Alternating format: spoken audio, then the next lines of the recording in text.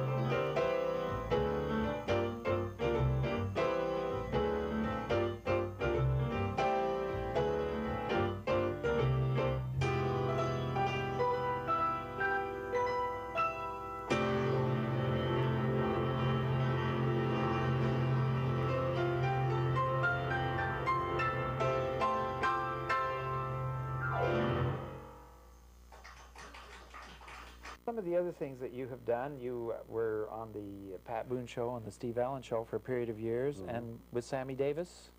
Yeah, I spent 4 years with Sammy, mainly as pianist. I just wanted to play piano. I just came home one day and told my wife I'd been working almost every day and hadn't touched a piano in about 3 months because everything was electronics in the studios. In the early 70s, it really started to get complicated that way, and I really like to play piano. It's just as much fun as playing tennis to me. I see. So I decided I would play piano, and the first thing that came up was a fast call to do 2 one-nighters with Sammy, and I said, where are they? They said, Paris and Berlin. I said, fine, I'll be there. When do you want me there? He said, this Friday. I said, okay.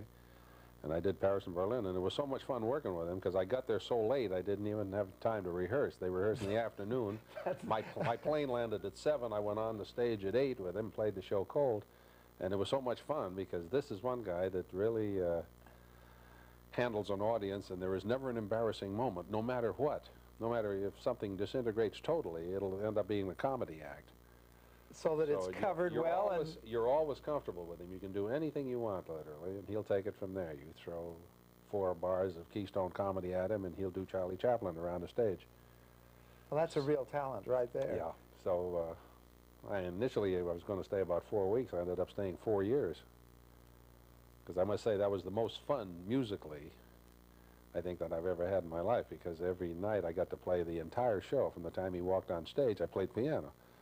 And I played Groucho's theme song. He'd do 3 minutes of Groucho, and I mean, no matter what I threw at him, some nights if he didn't feel like it, I'd play 4 bars, and he'd kind of ignore it, and I'd know, well, this isn't the night he's going to do that particular thing. And we'd try songs that neither of us knew, which was really fun. Because no matter how far lost we got, it always ended up being funny. He used to come over and sit on my lap. That would be a challenge, to be able to work with someone creatively like that, right in front of thousands of people, and not worry about what was going to happen. Yeah, well, you didn't have to worry about that. There wasn't those big silences like, oh, somebody's lost, or they don't know what they're doing, or anything. Even if you don't know what you're doing, it's fun.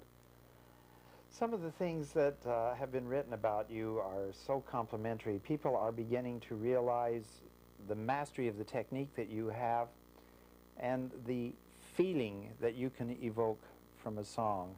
Do the lyrics run through your head as you play? No. I know sometimes... Unfortunately, they don't, and that's something that my wife has told me for many, many years. I should know the lyrics to songs so I know what the heck I'm playing. I don't know. Sometimes I've been able to string lyrics together when you put a little bit of another song in as a riff in the middle of something, and sometimes it comes out rather funny. But I really don't know the lyrics to any song, I must admit that. Most of the time, I don't know the composer either. I know the songs, but as far as being a connoisseur of who wrote who and what year and what show it's from and all that, I think it's better to know the songs. Well, than know who wrote it. I'm too busy playing tennis to do that. That's the problem. One time we were talking, Paul, and we had been watching television, and there was a very popular pianist on the television, and we were watching, and he was jumping up and down on the piano stool and throwing his arms and doing all these wonderful things. And you turned to me and you said, when the hands are up here, there's nothing going on down here where it counts. And I'm going to ask that when you do this next song, the Surrey with the Fringe on Top, that we put one of the cameras on your hands to just watch and see what happens, because you move so fast and so clean in doing that number that don't foul me up, but start throwing your hands in the air. Now would I do that? Yes, no, you would. That's why I'm bringing it up. I wouldn't wave my hands up in the air. No, I don't think you would.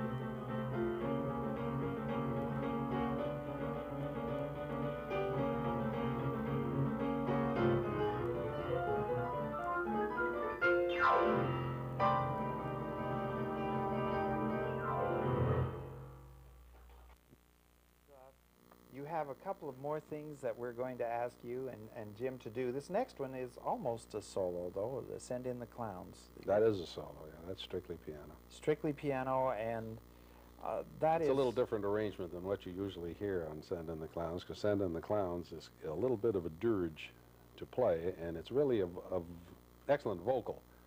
But as an instrumental, you can fall asleep within about 8 bars of it unless you get something going on it. So I kind of double-timed it and put a rather peculiar little gimmick in the middle there that keeps it moving, so it's interesting. Yes, it does keep it People moving. say, what is he doing up there, that idiot? But it works out. And so we'll hear Send in the Clowns.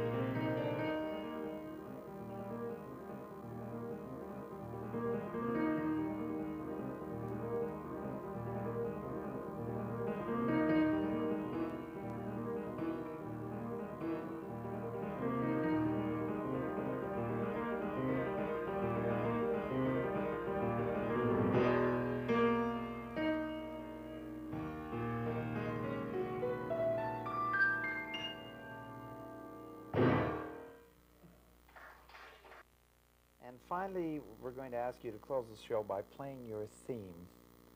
I remember a time you did a concert where you were sitting on stage and you were looking up as if you were looking at a movie, a silent movie screen, and you were playing all of the, well, the audience was getting mental pictures of what was going on that screen by what you were playing on the piano. And you do a lot of that in this particular theme.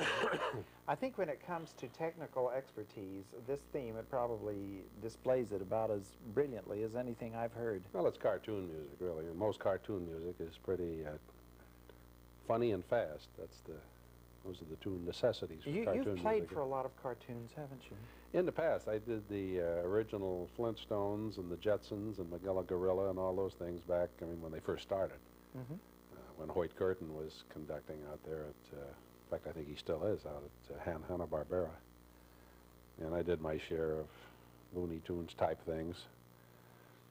He used to write very interesting things for me. I mean, he would never write the notes. He just put what's happening. Monkey sliding down pole. And I'd play monkey sliding down pole music for 4 bars. So that was the... You had to make it up as you went along, is that That was the extent of his trust in me, I guess. Well, I think that's a pretty good expression of trust. If you can visualize and you can make it come to life in the music. You have to visualize a monkey sliding down a pole. And it can't just be a gliss, necessarily. It has to be something like tick-a-tick-a-tick-a-tick-a-tick-a-tick. Something that's kind of humorous and still musical. Now, when you appear in concert, I know you did a concert for the National Association of Jazz Educators one time, and you've done work with the Orange Coast College clinics. I was talking to Dr. Rutherford, Charles Rutherford, who heads that up, and I remember some of the reaction that it had, because you were there talking to the kids, the young people, about being truly professional in what they did, knowing their job. And after the clinic was over, I asked Dr. Rutherford about this. I said, how was Paul Smith received? And his comments, I thought, described my feelings about your playing very well. He said, we had him in a clinic with about 75 youngsters. If we get him out here again, we'll have to put him in the auditorium for 1,200. And he said, we've had about a third of them change their major from guitar to keyboard after hearing Paul. If you can inspire somebody that way, that's the way I learned to play, listening to people that played. Who was it you listened to in particular? As a kid, Nat Cole, of all people, who was an excellent, tasty pianist. Nat didn't have a giant technique, but everything he played was melodic and it swung well. And I grew up in the commercial era of Carmen Cavallero and Eddie Duchin, whom I liked, and even though they weren't jazz pianists, both of them did what they did extremely well. And then the commercial era of the tenor bands, the Henry Kings and the Dick Jurgens in that era, why Cavallero and Duchin were probably the two best commercial pianists that were going on, especially Cavallero. I mean, he got a lovely sound on the instrument. But you've always told me your idol was Art Tatum. Art Tatum is every good pianist's idol, I think, because it's a peak that's unattainable, no matter how long you practice. I doubt if I practiced 12 hours a day for the rest of my life, I would still never get to the technique and the harmonic structures that Art got. Oscar Peterson's about as close, but even Oscar admits it's an unattainable point. It's like saying, I'm going to play like Rachmaninoff. Art Tatum has never reached the general public. No, he was way ahead of his time. He was way too far ahead of his time, and he was relegated more or less to playing clubs with bad pianos, notes that stick, and he did some amazing things. He could make a run with one hand and flip the keys that stuck up with the other while he would come down this way and flip the keys with the left hand as he was running down, and then go back up with the left hand and flip the keys up again, so they'd play the next time he played that note. So you really have to be used to playing bad pianos in order to do that, and you also have to have a fantastic mind to be able to do two things at once. Well, there's another element in your playing that I do want to bring out, and that is you get into some chord progressions that I've had professional musicians point out to me as saying, well, they'd sort of throw their hands in the air for lack of words to describe what you're doing with some of those chord progressions. They're so advanced. I remember Joe Valenti, who conducts the Peninsula Symphony, saying to me, I think he's in 21st chords. And so we are looking forward to hearing these other tunes. And Paul, thank you for being our guest on It's my the interview pleasure being a tonight. guest on your show in my house. Yes, thank you, Paul Smith.